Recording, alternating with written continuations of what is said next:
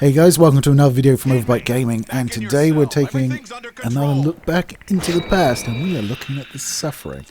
The Suffering was released in 2004 on the Xbox, PlayStation 2 and Microsoft Windows. It is a 3D based action horror game set in a prison. You play as the protagonist Torque, who is in prison for having murdered his wife and 2 kiddies. So, good times. But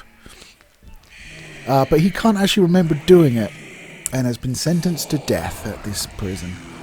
Unfortunately, or perhaps fortunately for him anyway, as soon as he arrives, there's an earthquake, and the prison is overrun by Gribblies. I think they're called malefactors. And each one is based on a method of execution. So you have very sort of Silent Hill reminiscent monsters with blades jammed in their feet and hands. Well, instead of their feet and hands, I should say. Jammed into their arm and leggy stumps. Probably a better way of putting it. They're based on decapitation. You have the marksmen who have like 4 rifles growing out of their backs. And that's obviously firing squad. You have mainliners who stab you with and throw syringes at you, who are obviously lethal injection, so on and so forth. It's a good fun game. The horror element sits uneasily with the action element, because although the monsters are very reminiscent of Silent Hill, the fact that you have Tommy guns and dual pistols and no huge ammo constraints kind of eliminates the horror when you can just shoot it in the face, right? If you can like actually touch it and hurt it and kill it, then it becomes less horrible. It's like why I find like ghosts more terrifying, because you can't touch them. Whereas, you know, vampire or werewolf, you just kick them in the knackers, don't you? Just bam! Down they go. But not ghosts. So the fact that we can just blow through these guys, shooting them in the face with drum-fed Tommy guns is well, it does detract from the horror somewhat. There are still horrific things in the game, so if you like horror, you won't be missing out or anything like that, but you will not be as scared as you perhaps should be. It does try jump scares here and there. It will overlay blurry images over the screen with a sort of discordant shriek every now and again, just to make you jump. There is a morality system in the game, but it's not like say Mass Effect, so it's not like Paragon Renegade. You've got no way of telling where you are on the meter. And there are actually 3 endings to the game, and nearly all of them are really depressing. In fact, all of them are really depressing, because it fills in what happened with your children and your wife. When you get to the 2 places where there may be a moral choice to be made, you will hear your wife, and you will hear a second voice as well. Your wife is obviously trying to push you to being a good lad, and the second voice just wants you to kill things. And there is actually a neutral ending, but it's probably the most depressing ending of the 3. So there's that. So I would probably go for the good ending, even if it's not as fun. Torque also has this interesting feature. It has an insanity meter, and when it fills up, you press a button, and he turns into a giant gribbly monster with a blade arm, who can then, you know, deal a lot of damage and kill a lot of things, which is lovely. It does drain your health when you use it, and if you don't exit by the time your sanity meter runs out, you die. They changed that for the second one, where you just got a bit dazed for a little while, but which sounds better to me, but whatever. But the interesting thing that it raises is you're never really sure whether it's a literal monster or whether it's just Torque sort of coming off his chain, letting his anger get the best of him. As a character, Torque is a very angry boy and has done some very nasty things based on the fact that he can't really get a handle on it. So because he's blacked out during the murder of his wife and child, it's all very up in the air as to what actually happened, and pretty much any guess you make is probably going to be the right one, depending on your ending, apart from that neutral one. Now, that one is that's a bit of a left field one for me. I'm just saying. I'm not going to spoil it. If you want to know, then, you know, play the game. But yeah, that neutral ending, woof. That's dark. Obviously, the bad ending is pretty self-explanatory, but I won't say it. But you can probably work out what happened. So the Suffering, the footage is from the PC version. I have added a widescreen patch to it, and it was bought on GOG. Both this and its sequel are available for purchase there.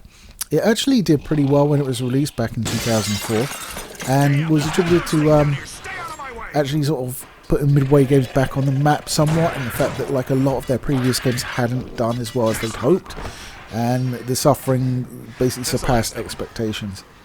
Of course, the sequel went straight back and didn't, and actually came up under, and I think they posted like a 29 million loss the following year. How could you lose 29 million? That just seems...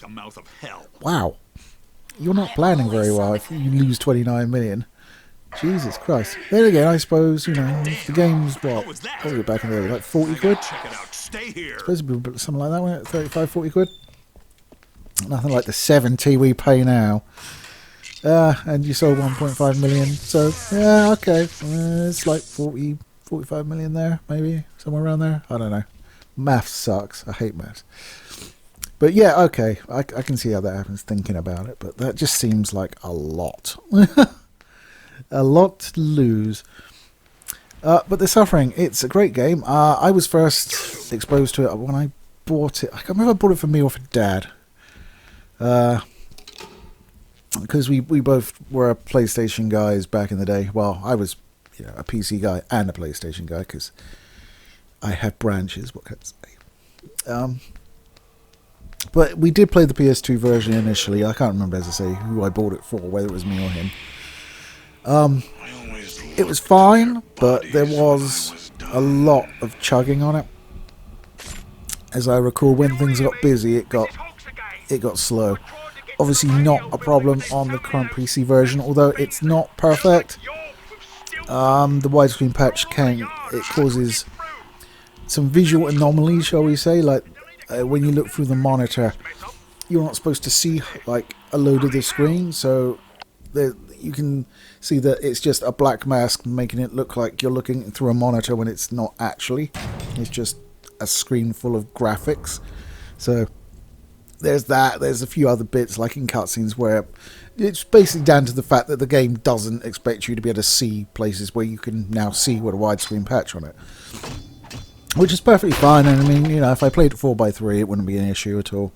I have had a few crashes, which, you know, it's part of the course, and controllers don't work natively, so if you don't want to play on the keyboard and mouse on PC, which you probably should, in all fairness, because it's an aiming game where you have to aim, so mouse is better. You can use something like Xpadder, though, just to edit sort of onto your pad keyboard equivalents, it's a great idea. I mean, it's not going to represent the functionality of a natively functioning pad, because you have the analog inputs and keys obviously are digital. But it is a great idea, and it does work for this game, so if you want to use a gamepad for whatever mysterious reason, you can. It's not as good or as memorable as either Resident Evil or Silent Hill or anything like that. But it is a good game. It's fun. You do feel quite powerful, which is nice. So, but as I say, it also speaks against it being scary. It's not scary. It's a game with horror in it, but it's horrific things rather than frightening. There's 3 main antagonists for you. I can't remember the bloody names, but one is a psychiatrist stroke surgeon. I think Jeffrey Combs from the, was it House on Haunted Hill remake? Is that the one I'm thinking of? Sort of that ilk of guy, and he wants to diagnose you, and he's very interested in you, and he's like, what's going wrong here? Is it a cigar? Is it? No, it's your penis. That kind of thing, you know. The second one is a prison guard who committed suicide in the gas chamber. He's obviously a bit gassy and green. And the third one is this electric mushti. I don't really want to talk too much about him because there is a slight twist. when he where it comes to him. You will meet other prisoners, but most of them get slaughtered in probably the first 5 minutes of the game. You see pretty much them and the guards all getting messed up quite badly, would be one way of putting it. But there are a few still alive, and you can talk to them. There's one guard who just wants to stay in a room and get stoned and listen to LPs. Probably not the most useful thing to do at the site of a malefactor apocalypse, but it's understandable, you know. It's just like, yep, reality can piss off, I'm here with my tunes. Fair enough. Quite a likeable guy, probably because he's stoned AF, but there you are. So, The Suffering. What do you guys think about it? Did you play it when it came out? Have you checked out the GOG re-release on the using the widescreen patch, perhaps? But it's a solid recommendation for me. It's not that expensive on GOG. Both of the games are on there.